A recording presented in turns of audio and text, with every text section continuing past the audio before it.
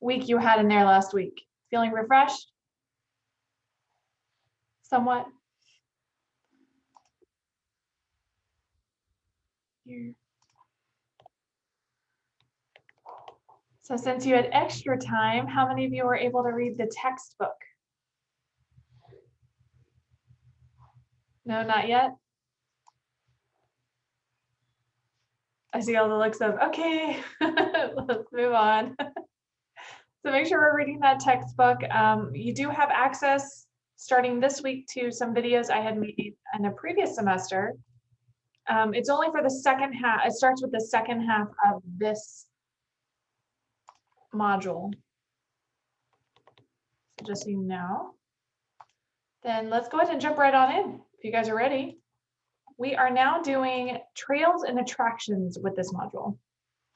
Let's go ahead and pull that up. Get myself all situated here. Got my pictures. And it's from chapters 15 and 16. Make sure you guys take a look at them. We're going to be doing a lot of looking at examples. All right.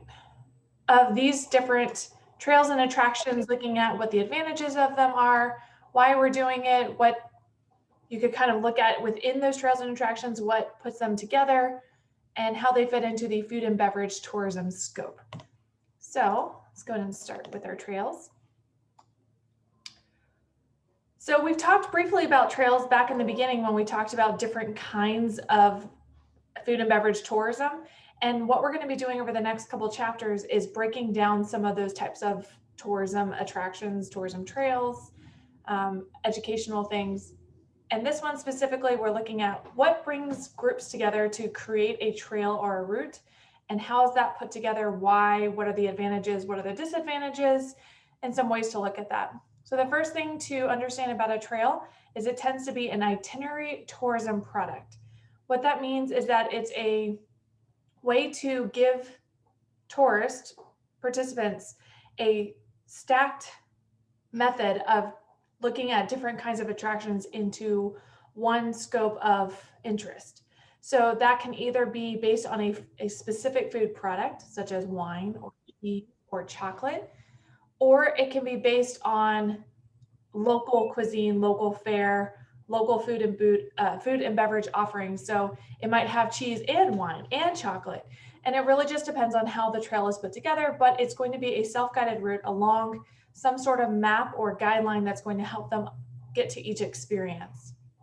The other thing is there has to be a spatial separation.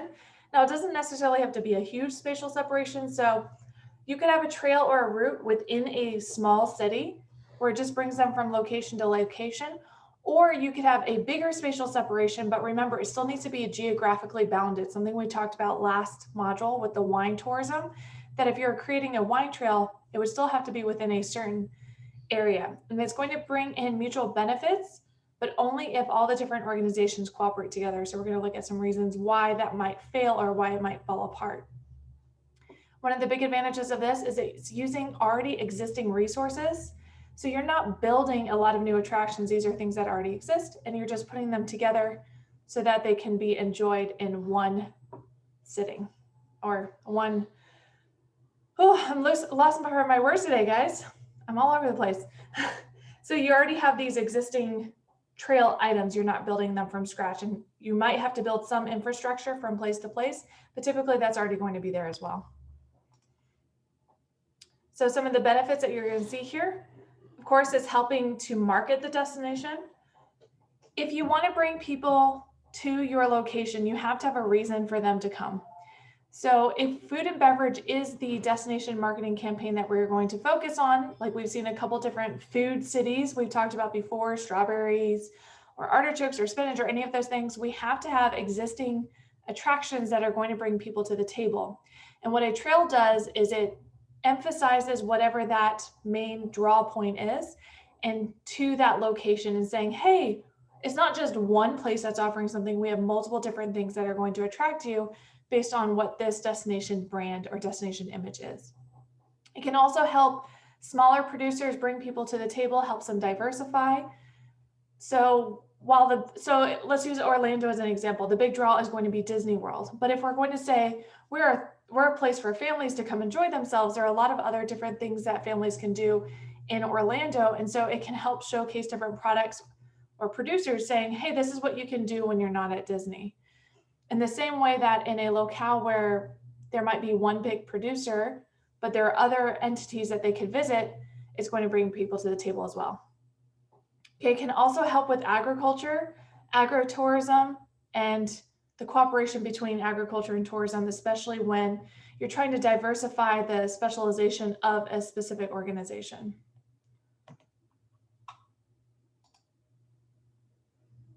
So some of the economic benefits of this. Slow me down if I'm going too fast. I just want to make sure that we are kind of touching and highlighting on the specific points. Make sure you guys are okay. Am I going too fast? It's pretty straightforward, right? It's not, we're not really looking at rocket science here. So for the economic benefits, number one economic benefit is going to be rural development and diversification. We've talked about both of these concepts before. If we have an area that focuses on one product, so say it's agriculture, say it's farming, and something happens to that crop, they've lost all money. In the same way, say something happens to tourism like COVID-19, then we've lost all that money. The advantage of diversification is that you're not putting all your eggs in one basket, and you can really depend on multiple different facets of that. Ask mom. Can you call her? Sorry. If it's not the baby, it's the husband. Okay. Then also part of that is with the rural development, the money from agriculture not only being diversified helps them, but also when you bring people there, they're spending their dollars, and there's this idea that if they spend their dollars, it stays in the community. Well, if we're introducing people into the rural area, they're not only going to visit the attractions, they're staying at the area hotels, they're going to the local restaurants, they're really helping the entire community by having this trail, by bringing people to the table. When you have a trail, it's often done in rural areas because that is how they're finding that in the first place. So if you had a non-food and beverage trail, say you're doing the Civil War Trail here in Tennessee, a lot of the Civil War sites are in rural areas. So it's going to bring people there, they're going to stay, they're going to spend nights, they're going to eat food, they're going to visit Cannonsburg and see the world's biggest, what is it? You guys know, the biggest cedar bucket or something? Anyone seen it? Yeah, it's the biggest cedar bucket. Yeah, so I mean, yeah, we're very proud. Obviously very proud. I have not seen it yet. Someday I'll go see the world's biggest cedar bucket. But those things are attractive to people. They want to see kind of that rural flavor, that rural taste of what exists there. And while they might not travel specifically to go see the world's biggest cedar bucket, once they're there in those rural destinations, they want to try all those little quirky things that are located there. Also, shorter supply chains. We're going to have an entire section where we talk about supply chains in the third set of modules. But what this does is it helps give local produce and makes people more interested in local produce. So you might have more farm to table restaurants where they're directly sourcing from the local region as opposed to bringing in things that are further sourced and having longer supply chains. And then again, because of the infrastructure that is already existing in that market, you don't necessarily have to have a lot of startup funds in order to have this occur, although it is helpful, and we'll see an example of that in just a moment. So for the social benefits, of course, not only are you getting the economic benefits, you're also getting social benefits. Part of this is networking and collaboration. Say something is going on and you need to reach out to your peers and say, hey, what are you guys doing about COVID-19 and getting people in the door? You can reach out to this network because while yes, you are in competition with each other, you are also part of the same system that needs to succeed in order for everyone to succeed better. So if I'm part of a wine trail, yes, I want them to buy my wine over the winery, a couple farms down, but we all need to be successful in order for that wine trail to continue to bring people to our rural area. And for that reason, there's going to be a lot more networking and a lot more willingness to share ideas and also to maintain the integrity of every operation So it's really in everyone's best interest for them to all succeed. It also helps create that identity and promote heritage or the culture that we're building into that brand destination. Social capital. Do you guys know what social capital is? We talked about this before. So what is social capital? Is it like building goodwill in the community, like towards your brand? Yeah, a lot of it is goodwill. It's part of networking, it's part of goodwill, it's part of identity. It brings in all these concepts together, but also that empathetic and connectivity that comes from creating a network of organizations as opposed to a competition of organizations. So you can never create a trail of hotels because it is a unique selling aspect. You're only going to stay in one hotel per night. So it's not like we can all sell something to you. But if we're talking about producers of food and beverage and tangible goods, people can buy wine from multiple wineries. People can buy produce from multiple vendors. So there is this idea that we can have this connectivity in a way that other kinds of operations can't have. You know, car dealers aren't going to have a trail, but in this way we can because consumption is constantly happening. And why are people interested in trails? Again, I think this is pretty self-explanatory. They want something they've never experienced before. They want something that's local, and they want to visit a place that they would never otherwise find. So if I'm going to Boston or New York City, yeah, it might be nice to have an idea of the attractions that are there. Maybe use something like a city pass, go on TripAdvisor to look up restaurants, ask for recommendations. But if I'm going somewhere rural, I need to know that once I get there, there's a reason to be there. So if there's marketing for a trail, that is a huge motivation to get them there because they want to visit. People want to go somewhere that's different and unique. And part of that is going to a destination that others maybe not have gone to before. And that local fare, something that is authentic to that area, is a huge motivator. So some of the challenges, the trail is only as strong as its weakest link.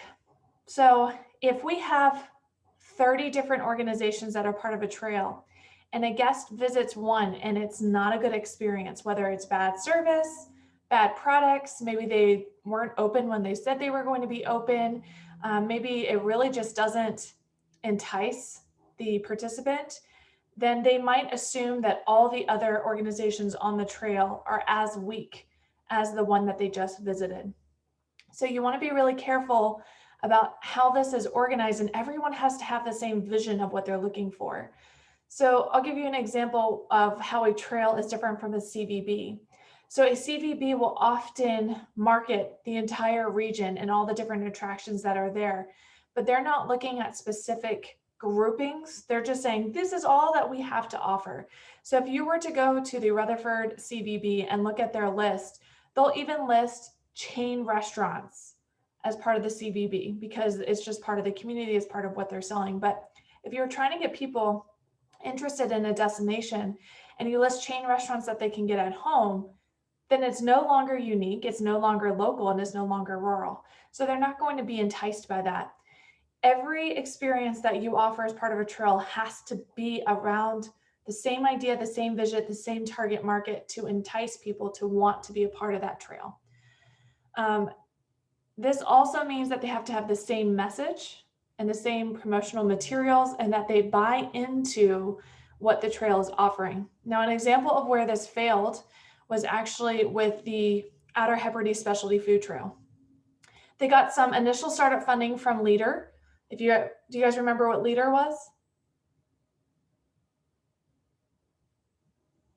It's a French word, French Yeah. acronym, right? Yeah, I Yes. don't know any French. I'm not going to try to say it, but I remember it. Yeah, so it was part of the EU, and they give startup funds for diversification, tourism, encouraging local growth and development. And so they sent in this project and say, hey, we want to create this specialty food trail in the Outer Hebrides. They had a huge buy-in. It was this big deal, it was this big success in the first year. Awesome, cool. They had 23 different specialty food producers who had different things that they were attracting tourists on, but it quickly dissolved. And what happened is, what they found is that people had different ideas of what the trail should look like. They were not all consistently offering the same promoted message or even the same kinds of products. And then they were also very reluctant to continue to fund the trail. So although it doesn't need a lot of money, it does need some money for sustaining it. That's through marketing and promotional materials, collateral, signage, road signs, all that stuff has to be invested in. And typically one of the ways you can do that is by each of the organizations, these 23 specialty food producers would fund part of that as a collaborative effort. But again, they have to have the same ideas of what they want to accomplish through the trail. And it quickly, within 3 years, had already disintegrated and the trail was no longer really in existence. So if you don't get the buy-in for the trail, if you have weak links, if you have a trail that is not consistent in the consumer's mind, it doesn't matter how great each individual property is. It only matters whether everything comes together. And so while it's a great idea, it needs to really match whatever it is you're selling. So then this is from table 15.1. Let me go to pull up chat here for a second. Okay. Make sure I'm not missing anything. So we're going to break down 15.1 in the next couple of slides. That looks at an overview of trails and routes. So the first thing is the types of trails. You can have it themed around specific food or product. So again, that wine, that chocolate, the cheese, or around regional offerings, which could include all of those. Seasonal. So if this is strawberry season, maybe we have a strawberry trail just in the strawberry season. Wine route is a big one, which we've talked about before, or a combination of these different things. And then I have a picture here. I really like this food trail. They have the F's going on, the food, farm, fish, and forage. And so everything about the trail needs to come back to that branding message. So even if you sell food products that are not part of that branding message, you need to make sure that the prominent element of the trail is first and foremost in people's mind when they arrive at your destination. Okay, for management of trails, talked again about that Aldo Hebrides example where they had to give money. Well, where are they giving money to? Whom are they giving money to in order to sustain the trail? These are the different ways they could do it. They could do it through a private company that specifies or specializes in creating trails, managing trails, maintaining trails. That includes all marketing material, signage, getting the word out to people, doing promotional campaigns.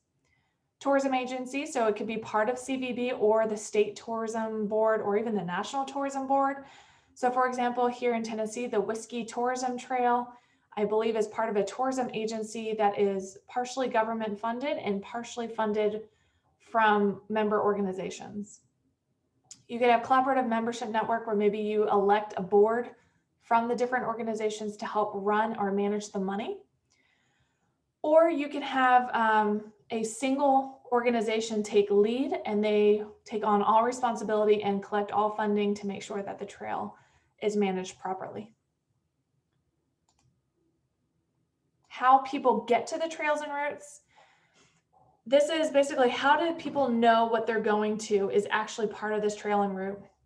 One of them is having branded signposts that makes it very clear, hey, we're part of this route. Maybe there's a logo, maybe there's a brand.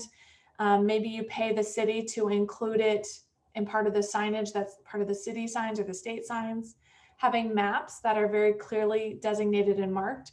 So for example, if you go to Quebec, there is an island right outside of Quebec City where it's a food and beverage trail on the island, and they have a map that you pick up right when you arrive, and you can mark off as you go along and hit the different destinations that are there. You can have an organized itinerary where a bus or a tour of some sort brings people from one destination to another. We're going to find this very often when there are alcohol tours and you don't necessarily want people driving, or if you have a smaller spatial location, so you can do things a little more quirky, like having a streetcar or a boat, bring people from one destination to the next. You can do a walking tour. So not all spatially branded trails have to be through car or transportation. You can have people either walk or bike from one destination to the next, depending on how they're getting from place to place. Leaflet website, very similar to the self-guided maps. Make sure you're having logo linkage. You should probably have that no matter what. So when they arrive at a destination, it has the logo. It also becomes a talking point. Someone walks up, someone says, hey, what's that logo for? And you say, oh, by the way, we're part of XYZ Trail. If you haven't seen it before, here's a map. Make sure you visit our partners on the trail. We all have something great to offer. You want to make sure you're never talking down about anyone else on the trail, going back to that weak link. And then make sure that you have an up-to-date website.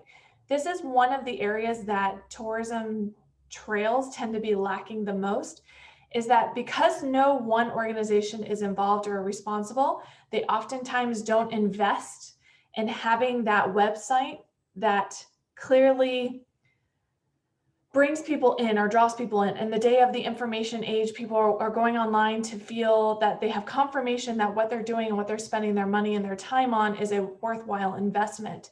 And when you see outdated information on a website or a website that isn't really modern in any way, it's a real turnoff and people are less likely to visit your trail. So funding, again, we talked about membership fees. That is typically the biggest way. The second biggest way is going to be done through some sort of government funding, taxes, stuff like that, or external development funding, such as LEADER, which we talked about, charity groups, government grants. A LEADER is a form of a grant. So of course that's for the EU. There are forms of grants like that here in the US as well. Through, it could even be through USDA grants that you're building infrastructure into rural farm destinations for diversification. You'll see USDA giving all sorts of grants for things like that as well. You guys know what the USDA is, right? US Department of Agriculture. They give a lot of money out. Private company or enterprise could take ownership of this and fund it. And then potentially maybe you only have startup costs. But again, this is most likely to fail if you only do startup costs and you don't maintain it. Here's a picture of a map for the 2020 Whiskey Trail in Texas. And you can see it's a pretty big space that you're traveling between, but maybe you only do one region, the north versus the hill versus south versus the Gulf Coast. Getting access. Most trails tend to be open to all tourists. Sometimes they're closed trails that are part of a paid trip or tour. A lot of times they're done through personal vehicles, self-driving, walking, or cycling. And then of course the objectives of the trail. I mean, again, pretty self-explanatory. It's for fun, it's for education, it's to learn something new, it's for thematic elements.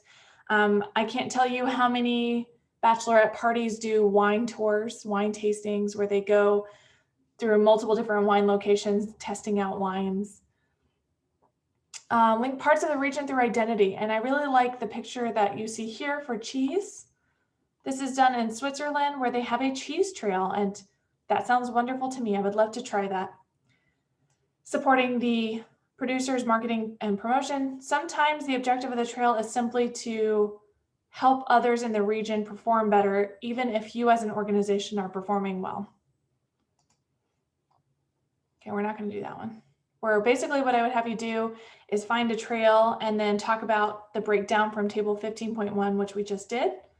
But a good thing to do would maybe be to practice that, because there might be some examples of that on your test where you would break it down by those components. All right, here's some examples. Again, we're not going to watch any of the videos today, but you can click on them, check them out. I really especially love the walking tours of Malaysia. All three of those are vlogs, and I find them very, very fascinating, very interesting. And you can see some examples of that. Some examples of the wine trails. And then we're on to chapter 16. So before we move on, questions about trails is pretty straightforward.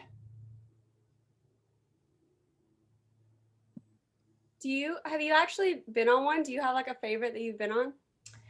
I've been on a couple. I tend to find that trails are a little overwhelming for me.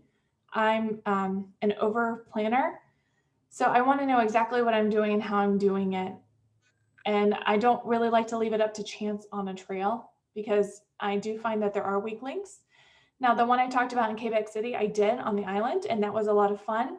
But not every place I went to I thought was worth the time of stopping. So that's why it's really important to make sure whoever's on the trail is a good contribution to the rest of the organizations and adding something valuable. Has anyone else been on one that they like to share?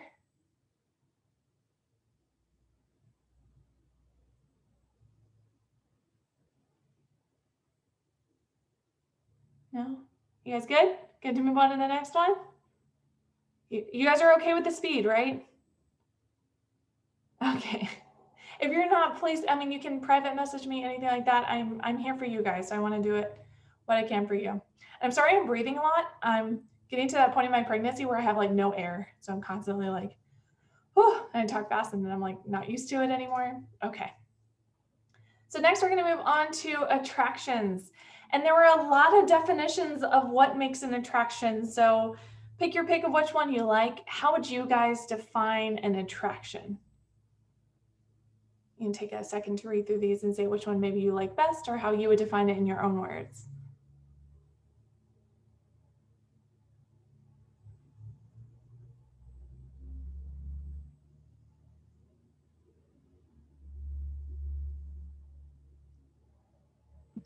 I like the definition that says by Cooper 2012, anything that has a sufficient appeal to attract a visit.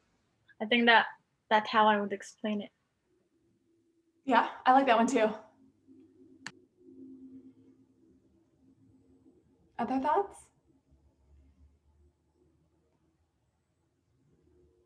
Why do you guys think there are so many definitions of an attraction? Because attractions can be so many different things. Yeah, I think we're trying to narrowly define or bound what an attraction is so we can designate that specifically, but an attraction really comes down to a person's purpose. A restaurant can be an attraction. A swimming pool can be an attraction. Disney World can be an attraction. So it really comes down to why someone wants to experience something. And so trying to say, okay, how do we specifically narrowly define it or put it into a box so that way we can clearly try to study it or understand it. And that's really the point. At the end of the day, for us and for our purposes, the attractions are simply what is bringing people to a specific location for a single unit. I'm going to go back to that single unit one, easily delimited geographical area for a single key feature. Okay. All right. Other thoughts on that? All right, moving on. And also when you're talking about attractions, really a trail in some ways could be considered attraction, although it's not a single unit, which is usually why a trail is considered multi-unit. So it's a series of attractions as opposed to a single place. But why people care about attractions, why people care about trails, why people care about any of that comes back to this idea of what's called the experience economy. So we tend to not go to a restaurant specifically or only because we need food. Now, if you're traveling and you need a quick bite to eat and you're stopping at a McDonald's because you just have to eat something, sure. But most of the time when we're trying something local, something unique, something different, it is part of the experience economy. We want to try something we've never tried before. We want to have an experience. And so that is a huge part of hospitality and tourism, is that we are creating experiences. It's not just about the specific product that we're selling. And for this specific study from Pine and Gilmore, that's used all over the place when trying to describe motivations or what someone is getting from an experience or the experience economy, is it can be broken down into 4 groups. And it's kind of like a Venn diagram where different things overlap. So for entertainment, education, aesthetics, and escapism. So if you were to chart those out and how the cross section works for those, if someone is going to explore something that they're getting entertainment from and is aesthetically pleasing, we call that passive participation, which is why you see that sign there. Versus if it's entertainment and education, so it's edutainment, I think is what they call it. That's absorption. You're truly absorbed in the experience because you're not only being entertained, but you're being educated about something. If you're trying to escape or get away from it all, but you're also being educated, that's active participation. And then the full immersion happens when it's the aesthetics and the escapism put together. Questions about this theory or this idea? Could you guys come up with examples if you were asked to, where it would fit into those different categories? So let's just do one. Can you guys come up with an example where you were both being entertained or it was for entertainment, but it was also educational? I would say like one of those, like when you go to a museum and they have some sort of activity for you to do. Yeah, I would agree with that. Like your interactive element of planning it yourself or doing it yourself. Very good. What else? Yeah, I was gonna say like science centers and stuff like that. Definitely science centers. What about zoos? If you have a zookeeper talk. Yeah. So now let's do another example. What about aesthetics? So what are aesthetics?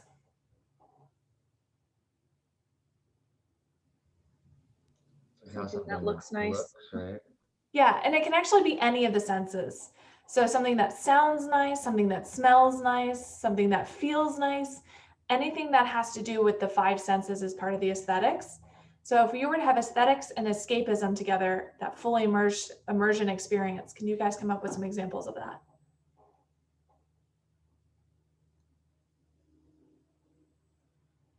Thinking like a spa day or something. Definitely a spa day would fall into that. Yeah. What else? With like a nature hike or something. A nature Oh, hike. Very good. Watching the sunset on a beach. Right? Going to a concert can be a form of that. So you guys can see where that would come in. So if you're doing any of those, that would be called immersion if you're there for aesthetics and escapism versus absorption, entertainment, education, and so forth down the categories. All right. So some benefits of F&B attractions specifically, of course, we've talked a lot about heritage, so it can bring out that heritage, celebrate that heritage, celebrate the identity of the location. Can also help with out of season tourism. So when we think about out of season tourism, it typically has something to do with weather. So if we're a ski resort, how do we bring people in the summer? Mountain biking. Mountain biking, perfect. Awesome. How could we maybe do it through food and beverage?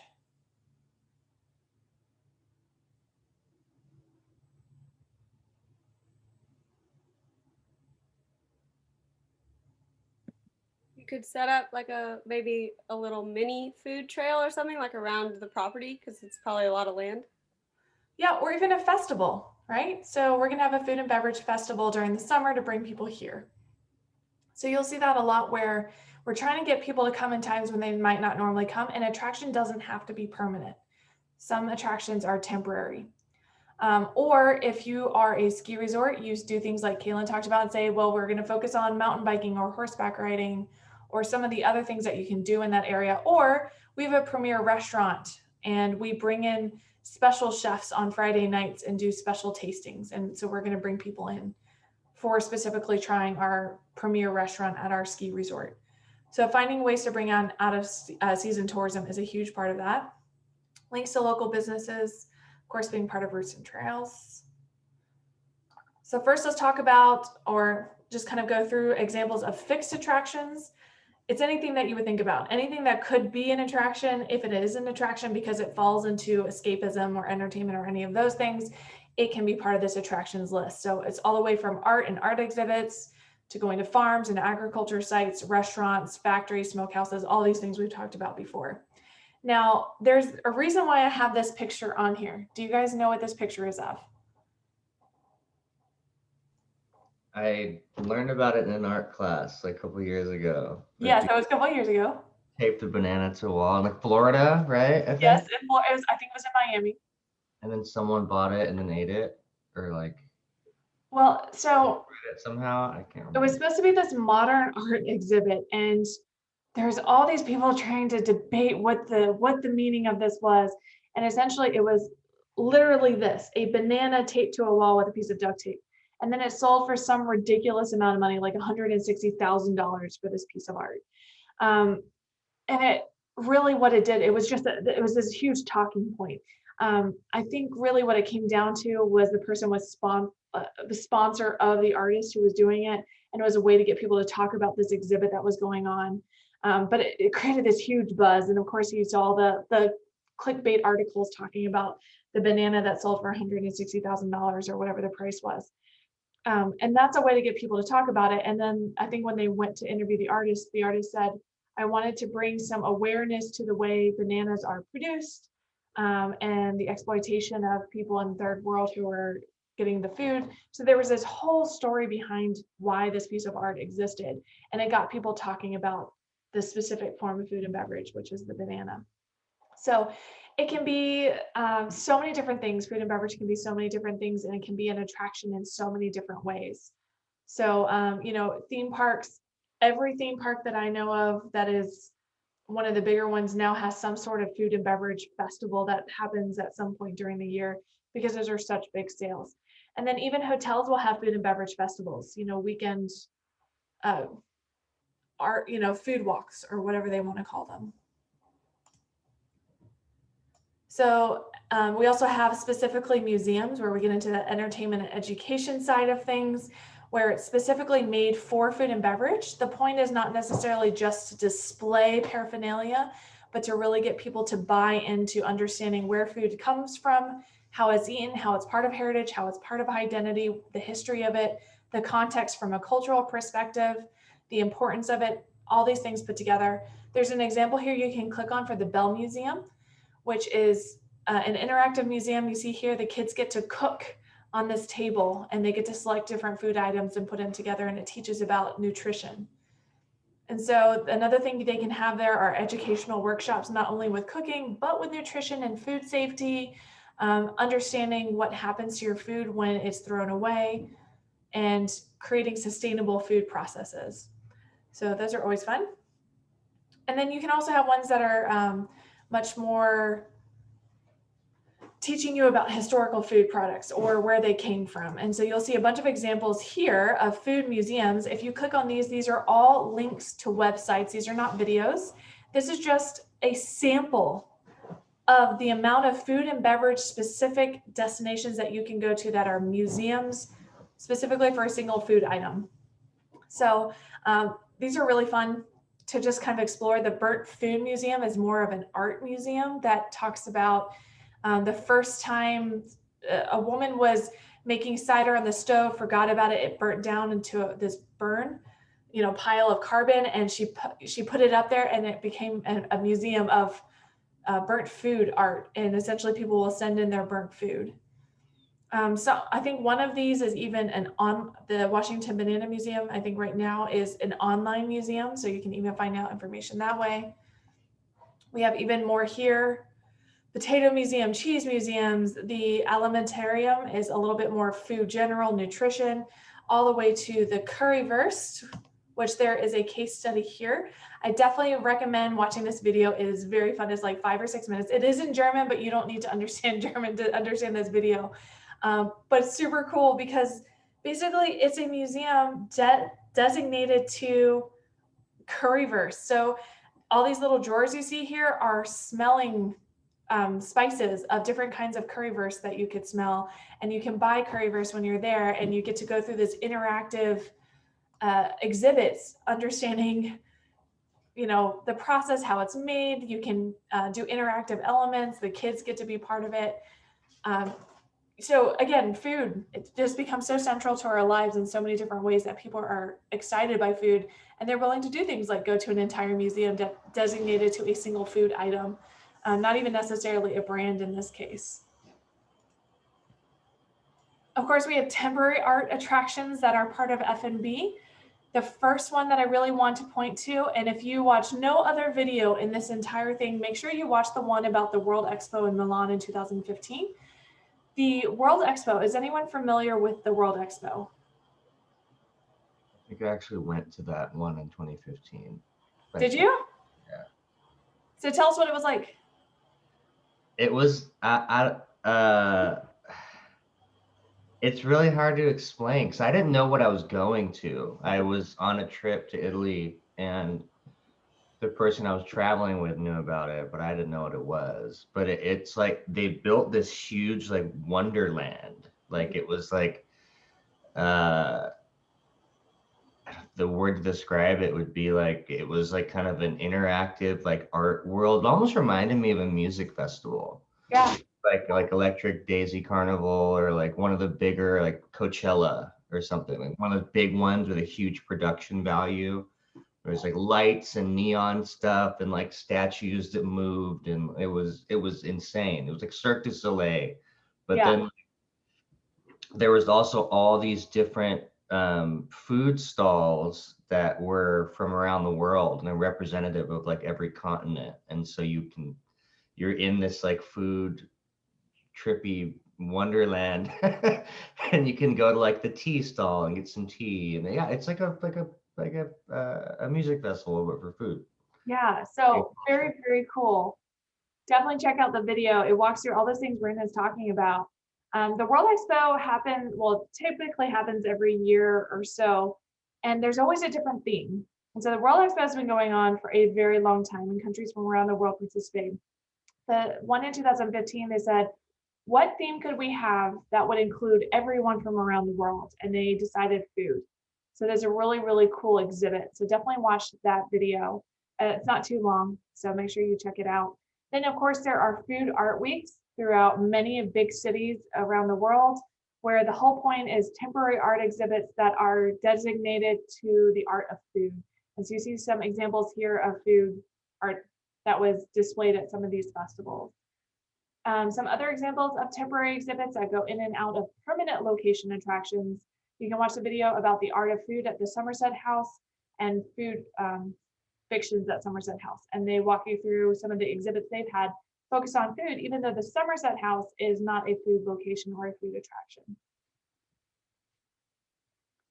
Here's some other examples of exhibitions that have specifically been about food. Oftentimes they're located in museums.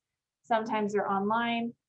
Like this one right here, the history and evolution of the king cake, an online exhibit through the Southern Food and Beverage Museum of New Orleans. So you can see even in a museum that's about food and beverage, they'll have temporary art exhibits that come through that teach, entertain, and help you understand different kinds of food settings, where they come from, how they're made, and how they fit into culture and history. So if you were going to categorize attractions, you would have to categorize them in one of four ways. One is that it is an attraction that is part of the natural environment. So an example of that would be, for example, this agricultural setting where it's really the natural environment that is the draw, versus human-made structures that are not made for visitors, such as the Cabot factory for cheese in Vermont. The factory exists to make cheese, but of course they let visitors come see it, versus those that are human-made structures designed for visitors, like theme parks and museums, and then our events and temporary attractions, such as food festivals, and you typically categorize them in one of these four ways. For the funding, it's going to either be public, so public funds, government. A lot of museums are using government funds, and also they're using voluntary funds, trust, charities, things like that. You're also going to see private or individually located attractions that are built by individual organizations or people in order to get people to come. Now, they can also change over time. And the example I have here is the beer can house. So you can see there's a link here. You can see a little video that tells you about the history of the beer can house, but I'll give you a little background. This is located in Houston. I used to live about a mile from this house. Essentially, there was this guy living there that he loved beer and he didn't know what to do with the bottles. And so he just started putting them around his house, and it became this huge kind of art draw.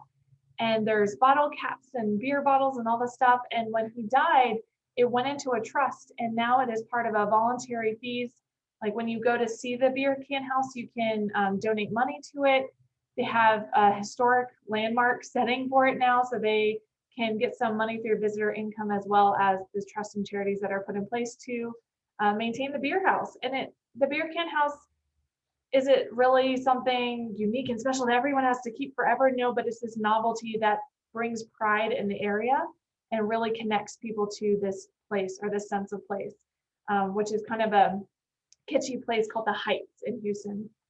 So each neighborhood has its own little feel to it. And then part of the types of funding, you're gonna have direct, indirect public, and indirect voluntary. This is just saying, where is your money coming from for both startup fees as well as long-term fees for an attraction. Again, it really just depends on who the ownership of the organization is. If it's a public institution, most likely it's going to come from the indirect public sector, voluntary, and some of the direct startup fees. versus if it's a private organization, there it's almost solely going to be indirect private funding. So it's coming from whoever has the ownership. It's also going to cost more to go there. So if it's a private museum, you're going to pay more probably in entrance fees than if it is a public museum. An example of that would be, how many of you have been to Biltmore in Asheville? A couple of you? It's pretty expensive to go there, but it's still a privately owned house by the Biltmore family that they have turned into this essentially museum to have people come to, and you pay a lot of money, but they have a lot of infrastructure there, as opposed to going to something more of a local museum where you're going to maybe pay some voluntary fees, maybe you're volunteering there, and some tax allowances, things like that. So zoos can fall into attractions that would be indirect public sector. They get a lot of investments that way, but also direct through voluntary donation, stuff like that. Ways to get income versus the expenditures you have. So of course you could always charge people to come in the first place, have additional revenue centers once they get there, rides, attractions, food and beverage, stores, merchandise, branding, stuff like that. Do guided tours where they pay extra for a guided tour. Do room and space rentals, weddings, events, corporate events, that kind of thing. If you are not using your full building, you can have rents and tenancies. So for example, if we are the Museum of Science and McDonald's wants to have a little cafe, we could rent out that space to them. So we're not getting the direct F&B income, but we have a rental agreement with them, part of the franchising as well. Getting grants or sponsorships from external organizations, whether that's government, non-government. Doing consulting services, especially if we're a museum and we have a lot of information we want to share, and then hosting special events or parties that you might bring people in. So for example, the zoos do this a lot. I believe the Nashville Zoo, maybe not this past year, but always had a Brews and Zoos, where they did a food and beverage festival in the zoo as part of a, basically it was a charity event trying to make more money to help support the Nashville Zoo. Some of the things you have to think about when you talk about attractions, and this is true of most businesses, they're going to have these expenditures. Of course, you have the salaries and benefits to all your employees. If you're a not-for-profit organization, you might have a lot of volunteers, so you can cut down on some of those costs.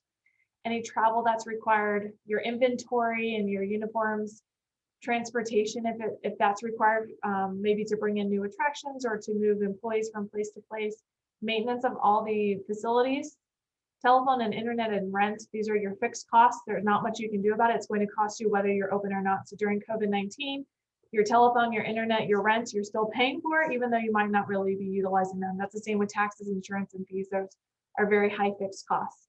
Training and recruitment, part of your salaries and benefits, and the equipment, marketing, and then of course, more of your fixed costs here, your fuel, your heat, light, water, loans, and debts. So even if you're a not-for-profit organization, you still have expenditures that you have to cover, which is why not-for-profit organizations will still require you to do things like pay, even if they call it voluntary entrance fees or something along those lines. That is really just to cover the cost of doing business. And then what I would have you do is actually come up with some examples to put into this chart. Again, this would be another great thing for your exam. So I don't know, maybe I'll add it, maybe I won't, but that's something to do. So what thoughts do you guys have?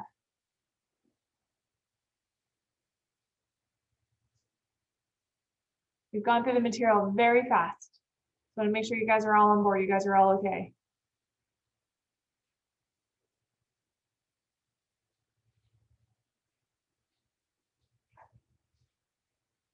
Yeah.